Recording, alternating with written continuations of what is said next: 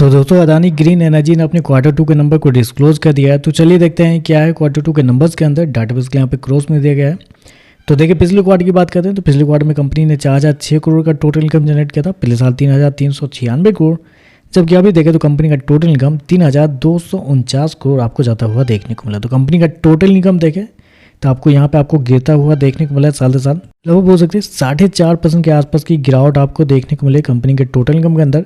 जबकि quarterly base पे जाते हैं तो क्वार्टरली बेस पे भी कंपनी के टोटल इनकम के अंदर गिरावट आपको देखने को मिले। यहाँ पे भी देखें तो यहाँ पे भी लगभग 19% के आसपास की गिरावट है। तो कंपनी का टोटल इनकम देखें तो आपको साल से साल क्वार्टर गिरता हुआ देखने को मिला है। हालांकि कंपनी का जो पावर सप्लाई वाला जो इनकम होता है वो आपको साल से साल बढ़ता हुआ देखने को मिला, लेकिन टोटल इनकम गिरा है क्योंकि कंपनी को अदर इनकम इस क्वार्टर में पिछले साल के मुकाबले कम थे, जिसकी वजह से आपको गिरता हुआ देखने को मिला है। और दिक्कत वाली बात यहाँ पे निकल के आ रही है कि मार्केट का अनुमान कंपनी के टोटल इनकम के ऊपर है और टोटल इनकम मार्केट का अनुमान था लगभग 4100 करोड़ के आसपास। तो यहाँ पे देखें तो ये थोड़ा सा सरप्राइज देखने को मिला है कि बहुत बड़ा डिफरेंस आपको देखने को मिला है। कंपनी का रेवेन्यू बहुत कमजोर कर सकते हैं इस क्वार्टर में।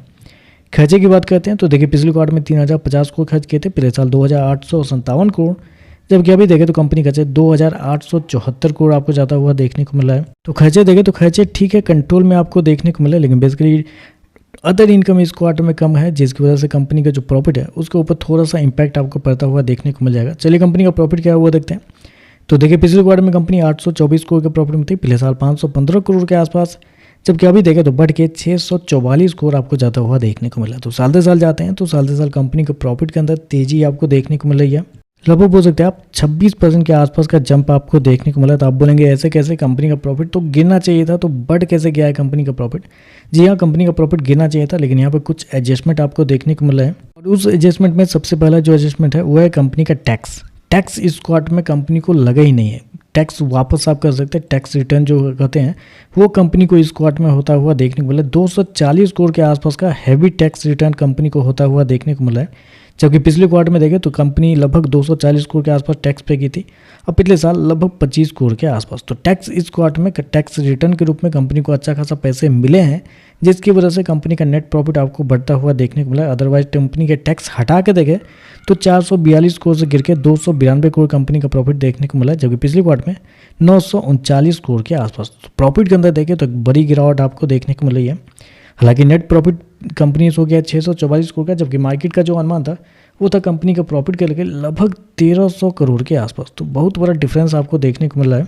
तो आप कह सकते हैं रेवेन्यू प्रॉफिट दोनों बहुत कमजोर आपको देखने को मिला है। मार्जिन देख लेते हैं, मार्जिन क्या हुआ है। तो पिछले साल कंपनी का मार्जिन 16.85% के आसपास, पिछले क्वार्टर की बात करते हैं तो 21.68% के आसपास, जबकि अभी देखें तो कंपनी का मार्जिन बढ़ के 21.40 आपको जाता हुआ देखने। तो मार्जिन देखें तो आपको साल से साल बढ़ा है, क्वार्टरली बेस पे फ्लैट आपको देखने को मिला है।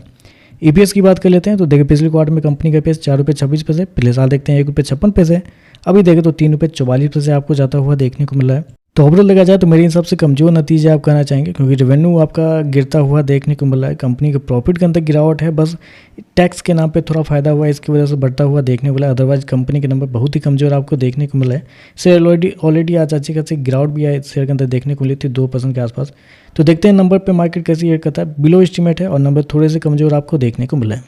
तो चलिए बस आज के लिए बस इतना है। वीडियो पसंद आए तो लाइक कीजिएगा, साथ में साथ चैनल को सब्सक्राइब जरूर कीजिएगा। धन्यवाद।